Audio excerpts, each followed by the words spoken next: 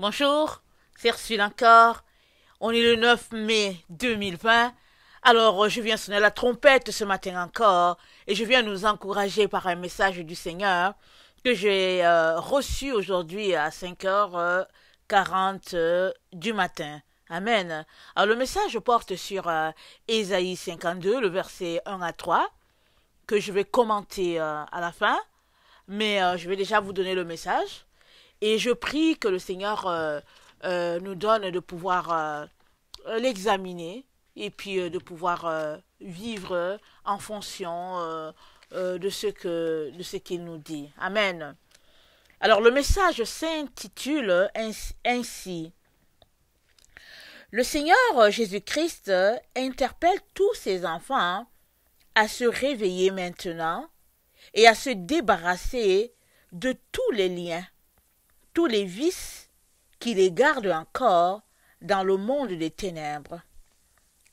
Car nous ne pouvons rien accepter qui ne soit de lui,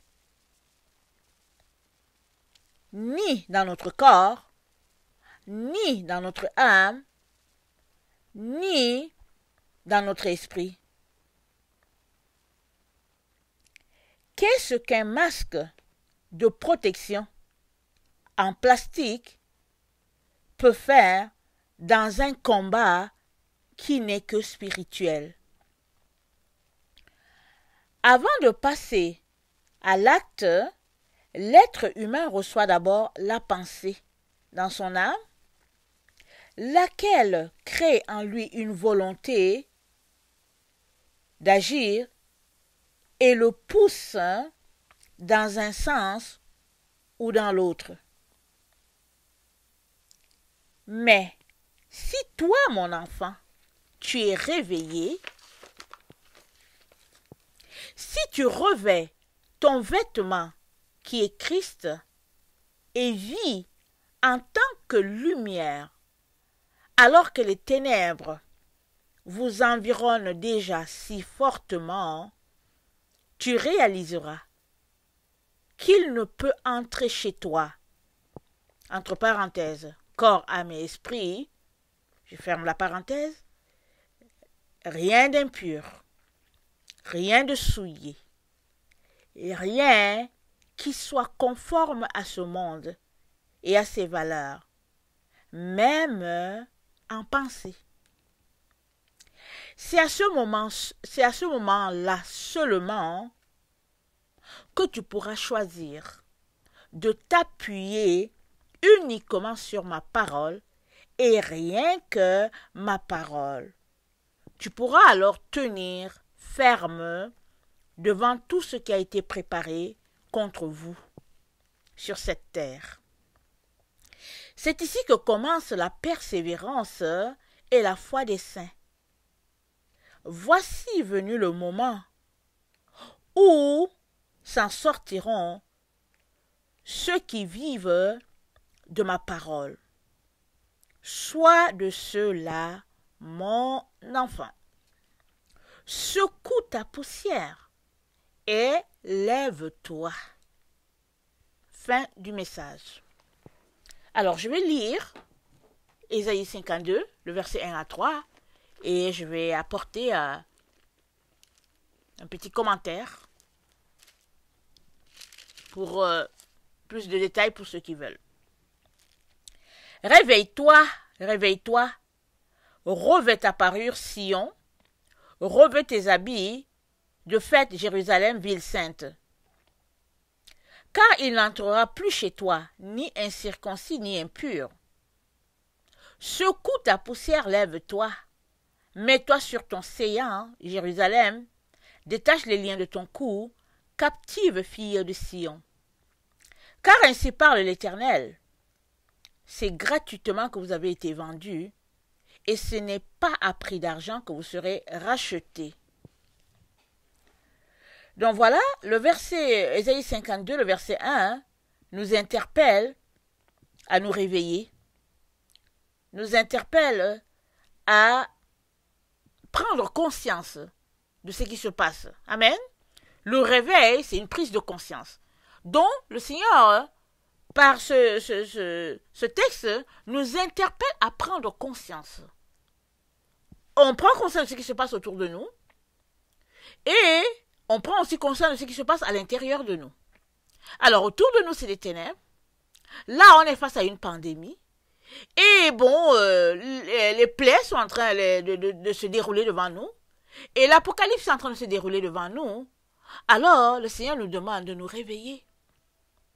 Alors, de nous mettre, ou bien de sortir de notre sommeil, si nous dormons, ou bien si nous faisons partie de ceux-là qui continuent de somnoler et de dormir, pensant que l'avenir sera bien, la vie sera bien pour eux. Amen. Le Seigneur nous interpelle à nous réveiller.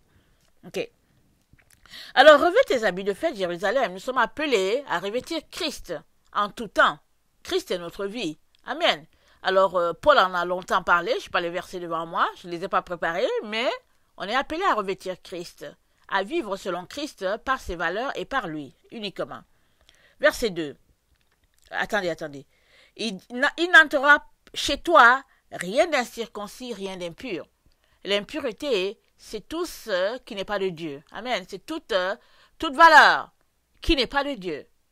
Alors, ici, le verset 1 nous interpelle nous interpelle à nous sanctifier. Voilà. La sanctification. Se débarrasser de tout ce que Dieu n'aime pas.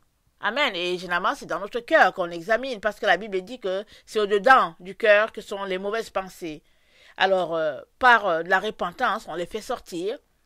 Alors, on vient dans la présence de Dieu, on se rend compte qu'on a tel vice, tel problème.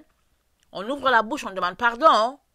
Et une fois avoir demandé pardon, on s'organise pour ne plus refaire la même chose. C'est ça la repentance. La repentance, ce n'est pas toujours de faire la même chose et puis de faire toujours et puis de dire, bon, je veux le faire, je vais aller demander pardon. Non. La repentance, c'est de demander pardon et de décider de ne plus le faire. Mais il peut arriver que tu tombes. S'il arrive que tu tombes, tu ne l'as pas fait exprès. Il peut arriver. Amen. Alors, il peut arriver que tu tombes jusqu'à ce que tu aies la victoire sur la situation. Amen. Ça, c'est important de le constater. Verset 2. Secoue ta poussière, lève-toi. Détache les liens de ton cou. Très souvent, on se rend compte qu'on a un problème. Et au lieu de le régler nous-mêmes, on essaie de chercher de l'aide, d'aller voir des personnes, et puis on essaie de trouver une solution, on va aller voir un médecin, etc., etc. Mais le Seigneur te dit, toi-même, détache tes liens. Toi-même, décide de sortir de tes problèmes. Même si ce n'est pas toi qui t'es retrouvé dans cette situation, même si on t'y a mis, sors de là. Amen. Suppose que tu es quelqu'un qui a été victime de viol. Exemple, on va parler de viol. Que ce soit un homme, que ce soit une femme, suppose que tu es victime de viol. On voit bien que ce n'est pas toi qui as voulu ça. Tu as été coincé et puis tu as été violé. Amen. Alors tu peux garder cette amertume toute ta vie et sombrer. Ou bien dire, ok, la chose est arrivée, ça me frustre, je me sens sale, et puis etc., etc. Mais Seigneur, je pardonne à mon bourreau, que ce soit une femme ou un homme, je lui pardonne ce qu'il m'a fait, et je ne veux pas garder ça en moi. Seigneur, aide cette personne, visite-la, parce que si tu ne la visites pas, elle va périr en enfer. Je prie que elle-même aille chercher de l'aide. Amen. Je prie pour son âme, je prie pour qu'elle puisse te connaître. Ça, c'est une manière de sortir de quelque chose dont tu as été victime. Amen. Et maintenant que tu fais une telle prière suite à ce que tu as vécu, tu vas chercher maintenant des moyens pratico-pratiques de comment faire pour ne pas rester dedans. Alors, tu peux lire ta Bible et quand la pensée vient, tu la chasses au nom de Jésus. Tu dis non, je ne veux pas cette pensée-là. Parce que la pensée va toujours venir. Elle va souvent venir. Tu dis non, moi j'ai déjà abandonné ça au pied de la croix, je ne reviens pas dessus. Et maintenant, tu peux peut-être trouver un document, par exemple en ligne, qui parle de comment sortir, ou bien, attendez, il peut y avoir un document, par exemple, fait par nos gouvernements, où il y a le conseil de comment sortir, ou bien d'un médecin, et puis un lien, comment sortir d'une situation pareille. Et maintenant, tu peux lire, et puis si ça va dans ton sens, et puis tu prends aussi le temps pour prier, pour demander de l'aide, pour jeûner, pour demander de l'aide au Seigneur, et puis bon, voilà, et le Seigneur va t'aider. il va t'aider. Ça, c'est l'exemple de quelqu'un qui décide qu'il va sortir de ses liens. Parce qu'on dit, détache tes liens. Captive, fille de Sion, détache les liens de ton cou. Amen. Maintenant, prenons l'exemple de quelqu'un qui, au fait, a été victime de viol, mais qui, au lieu de détacher ses liens, ne le fait pas ou bien s'en va chercher de l'aide. Alors, quelqu'un qui ne le fait pas, c'est quelqu'un qui se morfond sur sa situation, qui se plaint tout le temps de ce qui lui a été fait, et qui est là, qui dépérit, et puis qui n'a envie de rien faire, ou bien c'est quelqu'un qui passe de maison en maison, de bouche en bouche, de cellulaire en cellulaire pour dire voilà ce qu'on m'a fait, voilà ce qu'on m'a fait, voilà ce qu'on m'a fait. Alors finalement, tu ne contribues pas à détacher tes liens. Il y a quelqu'un qui t'écoute, mais tu ne fais que t'attacher encore davantage. Parce que là, tu dépends des gens. Tu dépends des gens et puis finalement, tu deviens une personne dépendante des autres et tu n'es pas sorti de ton lien. Amen. Ça, c'était un exemple. Alors, le verset 3, il dit, car ainsi parle l'Éternel. C'est gratuitement que vous avez été vendus. Ce n'est pas à prix d'argent que vous serez rachetés. La situation dans laquelle l'humanité se trouve en ce moment, ce n'est pas une question d'argent. Il y a des gens qui ont l'argent, qui pensent qu'ils ont l'argent, et qu'avec l'argent, le bonheur leur appartient, la vie leur appartient, et que les autres qui n'ont pas l'argent, ils vont périr.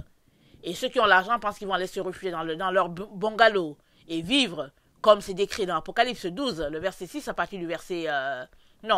Apocalypse 6, pardon, à partir du verset 12. C'est décrit.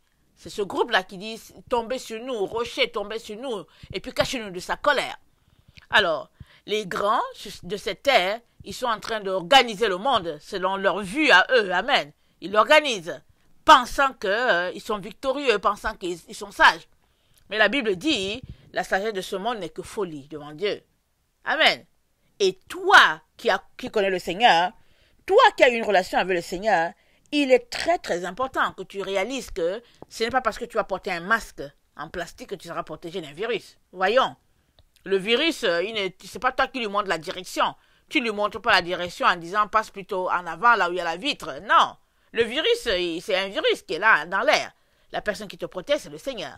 Il est donc important quand tu te lèves d'assurer ta protection par tes versets, le psaume 91, le psaume 103, le psaume 51, les proverbes 8, 4, et puis ton armure, Éphésiens 6 à partir du verset 10. Tout cela, c'est quelque chose que tu es appelé à faire tous les jours. Amen. À déclarer ta foi, à la proclamer dans le monde des ténèbres, partout autour de toi, parce qu'on vit dans le monde. C'est comme ça que tu seras protégé. Amen.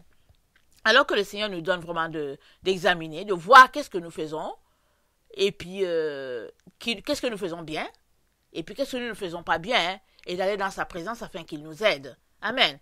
Nous sommes dans les temps, comme il le dit, où nous sommes appelés à persévérer dans notre foi. C'est le moment de la persévérance, dit le Seigneur. Et ça va aller. Amen. Les moments durs vont aller en augmentant. Et Jésus nous a dit de ne pas nous inquiéter, parce que ça fait partie des douleurs de l'enfantement. Alors que le Seigneur nous donne de pouvoir vraiment être ancré dans sa parole, et puis d'être tranquille dans sa présence, et de compter sur sa protection. Amen. Et quand tu sais dans la vie que tu ne peux rien faire, que la situation dans laquelle tu es, tu ne peux rien faire, parce que tu vas périr, qu'est-ce que tu fais? Tu te tournes vers Dieu. Tu dis, Seigneur, de toutes les manières, de l'autre côté, je vais périr. Je préfère me retrouver avec toi parce que toi seul, tu es ma protection. Et nous sommes là, à ce carrefour, à cet endroit où, de l'autre côté, c'est le supplice. Et puis, Jésus est là. Jésus est là. Il est notre rempart. Il est notre défenseur. Il est notre protection. Celui qui demeure sous l'habit du Très-Haut repose à l'ombre du Tout-Puissant, dit la parole de Dieu. Amen. Que le Seigneur bénisse sa parole. Je vous aime beaucoup et Dieu davantage. Soyez bénis. Maranatha, Jésus revient. Amen.